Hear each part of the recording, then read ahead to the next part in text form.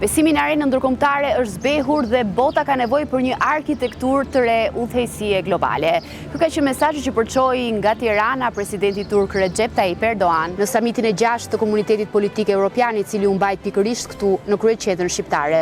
Uluslararası alandaki güven bunalımının aşılması için adil ve kapsayıcı bir küresel yönetişim mimarisinin tesis edilmesine ihtiyaç var. Erdogan kërkoi të rishqyrtohen të gjitha kufizimet si vizat dhe regjimi doganor që ka në fuqi BE-ja.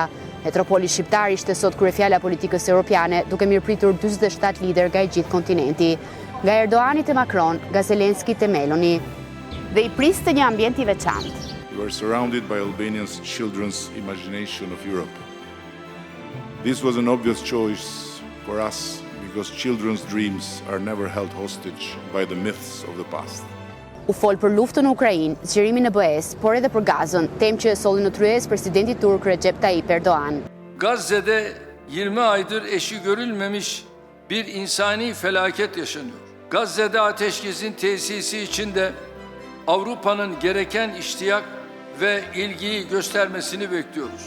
Kalıcı ateşkesin yanı sıra insani yardım sevkiyatının teminat altına alınması ve Gazze'nin yeniden yaşanabilir hale getirilmesi için de tüm imkanlarımızı seferber etmeliyiz.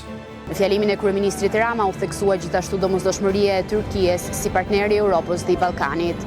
For the visionary Abe, today's Turkey would also be an indispensable partner in a union of perpetual peace. E sa për vizionin e tij, Rama shprehu bindjen që e ka thënë edhe përgjatë fushatës, anëtarësimi i Shqipërisë sa më shpejt në Bashkimin Evropian. Qëllimi i këtij samiti është forcimi i bashkëpunimit politik dhe strategjik midis vendeve europiane për sfidat e përbashkëta si siguria, stabiliteti, energjia apo migracioni.